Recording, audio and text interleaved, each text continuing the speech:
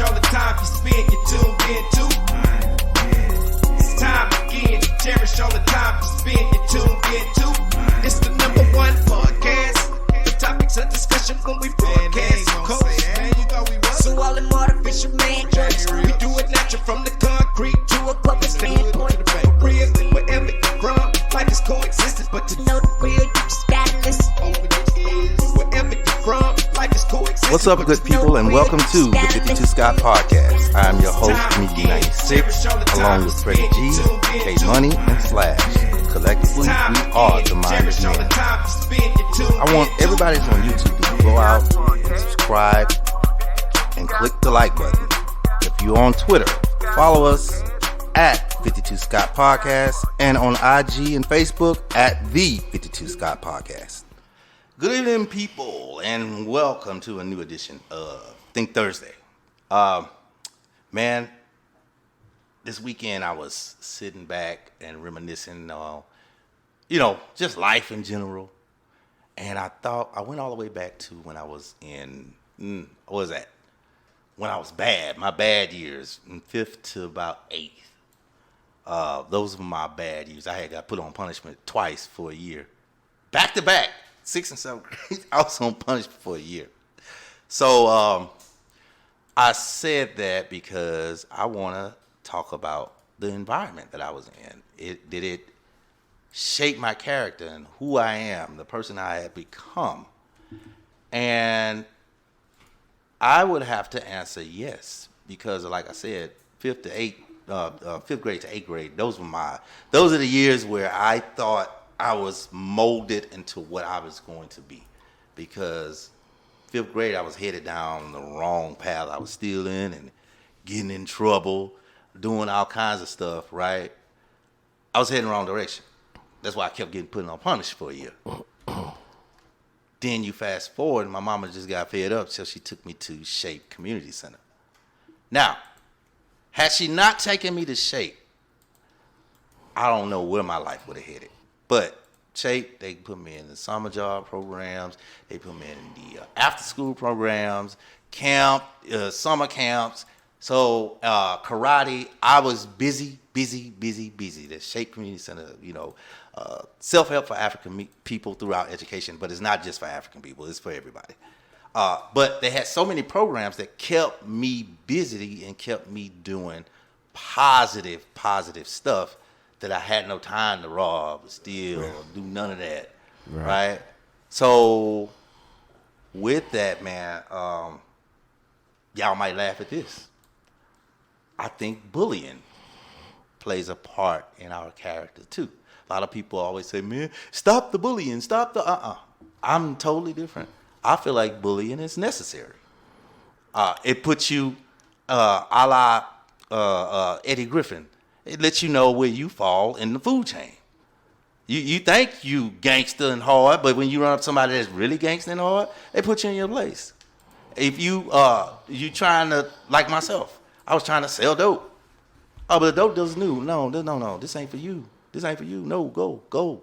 They pushed me out. So they knew this is not where I belong in the food chain. What do y'all think about your upbringing and what y'all went through, if it played a part in the person that you are today? Slash, let me go with you, Slash. I see you over there thinking your wheels are churning.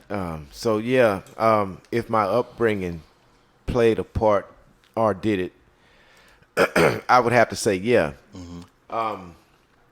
So as far as the bullying part is concerned, I've never been a victim of bullying, nor have I ever bullied anybody, Mm-hmm.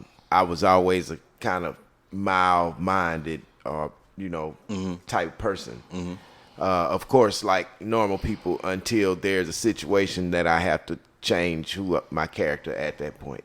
Mm-hmm. But do I think my upbringing had something to do with? Yes, because in my day, we would sit and talk to older people so we could kind of learn some game. Yeah. And I don't think children do that today. They don't do that now, and I think, but that's a different story. But that's what we used to do. We used to listen so we can get some game, mm-hmm. and some of the shit we could kind of figure out. Right. Because he done told us what he went through. Mm-hmm. Now we got an option. Right. Now, exactly. So Yeah, I think your upbringing does make a difference. K-Money, what you say? Yeah, I do agree with everything that you said, Comedian 96. However, I do slightly disagree with the bullying statement. You know, I'm not a fan of bullying. However, I can see how it does shape or builds character with someone. But Right.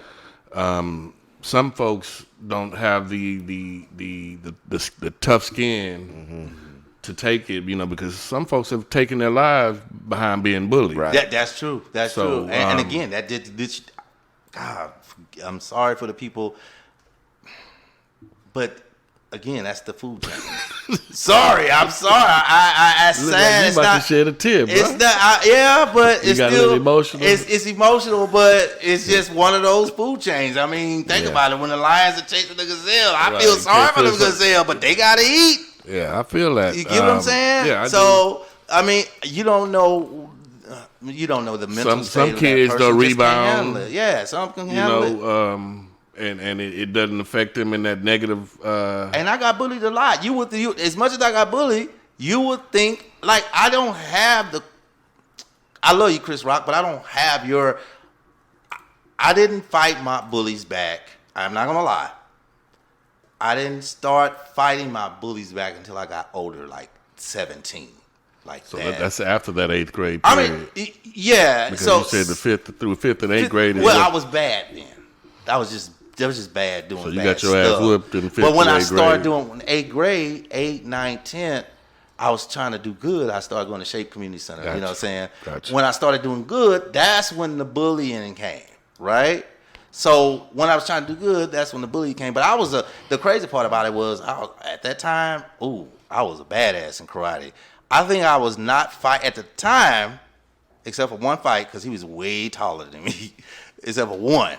At the time, I didn't fight because what I thought I might do to that person because I don't know how to turn off once I turn on.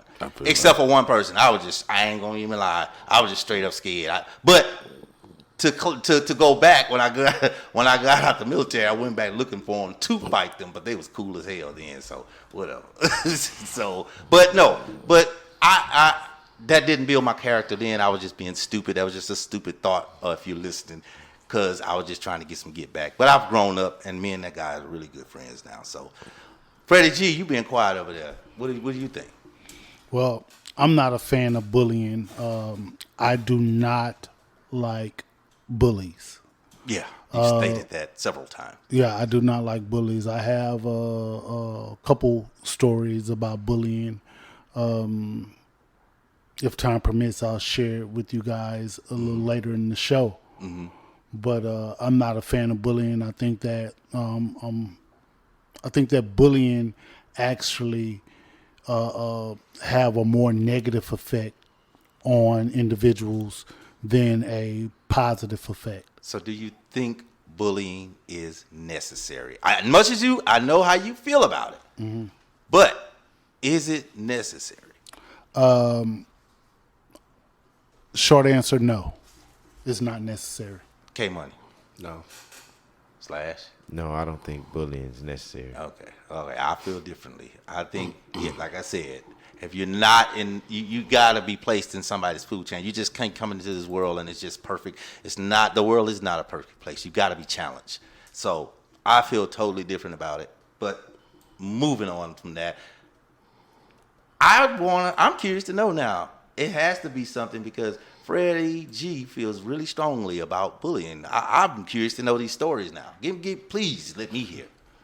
Okay. So I have 2 stories about bullying. And these stories took place in the 4th grade. Okay. The 4th grade. And I will say this before I get into the stories. It actually did kind of shape me in regards to really having a disdain for bullies, right? So I was raised by my grandparents. My mother was active in my life, but I was raised by my grandparents. Mm-hmm. And I was always taught that, hey, you don't let nobody pick on you. Right. And I was always taught that, hey, if they bigger than you, pick up something and knock the shit out of them with it. Mm-hmm. that was like embedded in my head, right? That's always there. So I want to tell the first story was about a guy named Jarvis Smith. He's currently, from my understanding, I don't know the full deal, but from my understanding, he's incarcerated now, doing a lot of time. But his name was Jarvis Smith, and I'm giving the name out because you did it to me. And y'all, I've always been undersized. You know, I've always been on the slimmer side. Right. Jarvis was a big dude. You know, he's always big. So we're in elementary, he was big. Even in the 4th grade. Yeah, we were in 4th grade, he was big because I was slim, right? Looking like Ray Lewis. And so I had just transferred from another school, and I was new to the class, and I had that little shag Jerry curl hanging. And I used to can dance when I was younger, right? Right. So they was having a little party. The teacher, her name was Miss Minky. My 4th grade teacher name was Miss Minky. They was having a party. So I was dancing, and all of the girls was liking the way I danced. Jarvis wasn't having it. So Jarvis hauled off and bust me in my lip. Ooh. My lip started bleeding. Yeah. In my head, well, on top of that, I started crying. Yeah. All the girls looking. Yeah. Now in my head, I can hear my mama pick up something and knock the shit out of him with it. Yeah. Yeah. So that's I grabbed a chair. And Miss Minky was across the room. She was making her way over. It was quick. I hit Jarvis upside the head with that chair, and blood went everywhere. Damn. And I ran out the door because I got scared of the blood. But I ain't have to worry about Jarvis You ain't to worry about Jarvis no more, right? Now, another story real quick. Yeah. A guy by the name of Montez Allen. Sound like a football player. Yeah, Montez Allen. He was bigger than me too. Yeah. Now, Montez, from last I heard, he lives in Oakland, California. Montez, you know this story. Again, I was the new guy. Yeah. The girls liked the Jerry curl that was hanging, right? The dancer. Yeah, and I do a little dance. I was Michael Jackson and all kind of stuff. The Wood. Remember the And movie? so, man, I used to get 50 cents for lunch. I was on free lunch, but I got 50 cents so I can buy this little cinnamon roll. Yeah. The cinnamon roll was $0.25. Yeah. And, you know, Montez asked me, hey, you got some money? And dumb, yeah, I got some money. And he said, give me that money. He said, how much you got? I said, 50 cents. He said, give me that 50 cents. I ain't giving you my money. I want the whole 50. So now we sitting across class, but you know how you put your fist to your eye and your fist to your nose and your fist to the mouth? Yeah. That's how he was doing me across the room. Yeah. After school, 3 o'clock. So he telling me the whole 50. We hadn't had lunch yet. Yeah. I got a free lunch card, but I got that 50 cents because I wanted a cinnamon roll. So I ended up sliding my 50 cents across the floor to Montez. Yeah. Ooh. I ain't never say nothing. Yeah.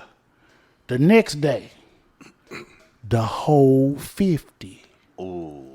I slid my 50 cents across the floor again. I was scared. Yeah. The next day, Yeah. the whole 50. He took 50 cents from me for a whole week straight. God rest his soul. I got a first cousin by the name of Johnny. He's deceased now. Yeah. I told my cousin Johnny. Johnny was about 4 or 5 years older than me. Mm-hmm. And he said, cuz, this is what you got to do. And he was teaching me how to hold my fist and everything, right? Yeah. Cuz, this is what you got to do. Right. So I go to school the next day. Before he can ask for the whole 50, I just took off on him. I took off on him. And of course, the teacher corporal punishment back then. I got some pops or whatever the case may be. They called my mama, whatever. Right. Yeah. Told my mama what went on, and my mama, well, he shouldn't have been fucking with him. Yeah. Get suspended a couple of Yeah, days. and so the bottom line to that is I ain't never had no problems with bullies. I know I was a little long-winded, but I ain't never had no problems with bullies. Yeah. And right to this day, I don't mess with bullies. And me, Jarvis, and Montez, we went to middle school together, and we went to high school together. But they know what time it is. Nah, that's some interesting stuff, man. What about like what about football? Like, I know some of us here play football. Here in Houston, they have the Riverside Cowboys. They got the Richmond versus Shamrock. Shamrock. Yeah. They was all hard as all hard as them and the Mustangs. Oh yeah. So we had a lot of. What about football? What is it? We just Snoop. They little league that got he just got that big contract. Did football? Did it change any of y'all? Did it help y'all not commit crimes or keep y'all busy? Yeah, it definitely kept me out the streets, and that was my mom's biggest goal was to keep me busy. Right. I actually did do some things with Shape Center also. Oh yeah. You passed through for a hot second. You didn't last. A lot of people pass through there for a hot minute, but they never stayed. Wow. Except for the summer job program, because you work the whole summer, but then at the end of the summer they give you this big fat check. It'd be in the thousands. Back in the day, thousands is a lot. You know what I mean? So, I actually, man, of course, Little League football that did it. Yeah. But also PABA, I was gonna say boxing program, that we all. Most of us was that. Shout out to Reverend Martin. Yeah, for sure, right? Yeah. And also, man, I'm finna tell you. What? Breakdancing, man. I used to breakdance. Yeah, because that was the big thing. Yeah, breakdancing. And that lasted a good, at least from 6th grade? Because I remember Arthur Morgan and who was that other little Purdue and Arthur. Little Arthur. Not Arthur Morgan. Little Arthur. And Purdue. And they used to dance. Yeah, that lasts forever because they was doing it in middle school. And they did a little bit in high school, and then they stopped. Breakdancing did actually help me, stay focused or whatever. I used to be with this crew, man. Well, it was me and another guy. We used to call ourselves the Space Breakers, and we used to dance against the Bebop Breakers. Now I'm finna tell you, the Bebop Breakers was y'all remember the local song "You Said It Was Love" by Special Treat? Yeah, Special Treat. Yeah, Shannon and T-Bone them, they were the Bebop Breakers. We used to dance against them. Oh, that's funny. Slash, you different. You music. Super producer of music up to super producer. Did music inspire you back then? Or did that's actually part of the reason why I did it so long, because I was introduced to it as a child. Okay. So it was one of those things, and it was put in front of me, and I had the decision, do I like this or do I not like it? Try it, you might like it, and I tried it, I might like it. So I stayed doing it, but that had a lot to do with kept you out with building my character right now today. Because I could already see you probably sat and just did beats all the way till the early morning and be like, dang, I was in this beat machine for a long time. There was a period of time where, I was a teenager doing a lot of shit in the street, dumb shit, like everybody else. Mm-hmm. But then there was also a time where I say, okay, it's time to get back and just really focus on your craft, at what you're doing, and you be amazed, man, the time that you put in and what you get out of what you put in is all about how much you invest in it, and what you're gonna get out of it, Yeah, exactly. But they always say the job you're supposed to have is the job that you would do for free. Right. And I know you probably did a lot of stuff for free. Yeah, it's been a lot of stuff like that, and man. that's why you successful at what you do right now. Well, because to me, man, it's what I like doing. Right. It ain't like I don't like to do it.